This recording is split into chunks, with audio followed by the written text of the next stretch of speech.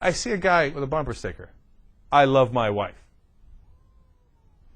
I hear this studio is soundproof, kind of, right? And I still hear Anna from the other side of the glass going, "Oh!" I got so much to say on this, but first, J.R. Jackson. I kind of want you to go first. Go ahead, please. Okay, thanks. All right. So I looked at it. I was like, "Oh, you poor dumb son of a bitch." I'm like, "Don't put that on your car."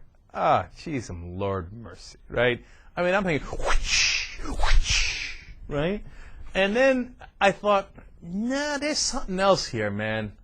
And I did one of my Young Turks predictions. I'm like, this dude's a Christian. There's something about a Christian. You know what I'm saying? So I'm looking at his car. I'm trying to monk it out, see if I can see any signs, see a fish or something. And I look at his license plate, not on his license, but around his license plate. You know how they have those, I think they're called vanity plates or whatever they're called, right? Smile. Jesus loves you. That's like, booyah. I knew it. Because a non-Christian dude doesn't put a bumper sticker saying, I love my wife. It's like a thing that they do at church. Oh, if you're a real man, you say you love your wife. Okay? Put the bumper sticker on there. Put it on there. Now, the second thing I thought is, I can't wait to do a story on this guy. Because you know how many stories we've done on the Young Turks. One day, somebody's going to take a picture of that guy outside with a tranny hooker with the bumper sticker, I love my wife, right next to it. You know it, right? I mean, I look at it and I think, the gentleman doth protest too much. Okay, so those were my thoughts. I was right on the Christian. The other was a little bit more speculative. Now, J.R. Jackson. You know what? You just can't do things like this. It doesn't do anything for you. I mean, I understand people do things and it helps them out.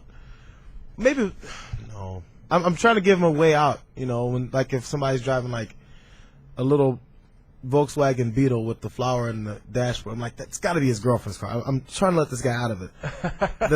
The pale yellow Beetle, I was like, maybe it's his girlfriend's car. His car's broken down. She's a nice girl. I try to give guys a way out. I'm trying to find a way out of this for this guy. And look, there's no excuse. JR is exactly right. Now, and here's the thing you got to understand, okay? Does that mean that we don't love our wives or our girlfriends? No, you know me. I'm the schmoopiest mother ever in the whole wide world. But you can't put that on your car, man. You just can't do it. It's not the right way to go. That's not the right way to express your love. I mean, we got to question why you're married in the first place. You see what I'm saying? Okay, now I've said too many things, but you see my point. Before I go, Anna, you going to stick up for this gentleman or what? I mean, are we being jerks here? I'm going to look online for a bumper sticker, put it on my boyfriend's car. Oh, see, that's what I'm talking about. But that's what I'm talking about, because it's like a thing, like, you going to put it on your car? You put it on your car? Yes, honey, I love you so much, I'll put it on the car.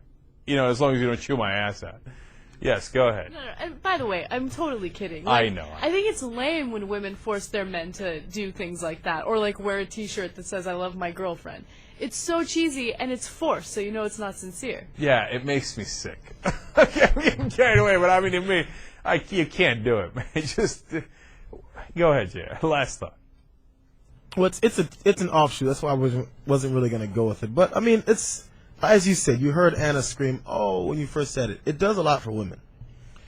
But you can't really, like, okay, as an example, a friend of mine, as we all know, you just talked about here on Twitter, Facebook. Everybody's on Facebook, Twitter, all these things, right? And you can put up pictures of other people, and then it's Facebook, by the way, and everybody sees it, all your friends. A friend of mine's getting married in August, and his fiance, they just took their wedding pictures, or what do they call it? Engagement pictures? Is that what it was? You're newlywed. Yeah. Is that the right term? Yeah, I wasn't paying attention. I mean, I'm sure yours are framed all in your house.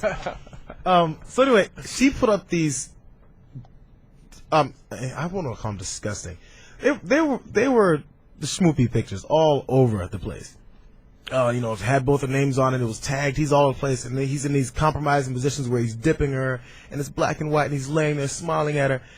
And every comment from every girl was, "This is so sweet. Oh my God," you could hear it. And I was like, I said, "Are you really gonna do this to him? I know you're getting props from your girls, but this is really hurting him with his boys. You can't do this to him." Wait, was it at their house or their? No, this is posted all over Facebook.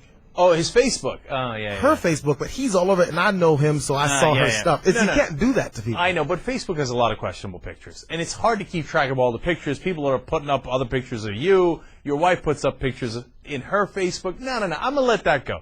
Here's where I draw the line. Your office. You're allowed one picture of your wife Maximum that it's a schmoopy picture, but not two. Okay? You can have as many pictures of your kids as you want. You have a whole family? Sure. But if you've got two schmoopy pictures of your wife at your office, no. Can't have it. That's not right.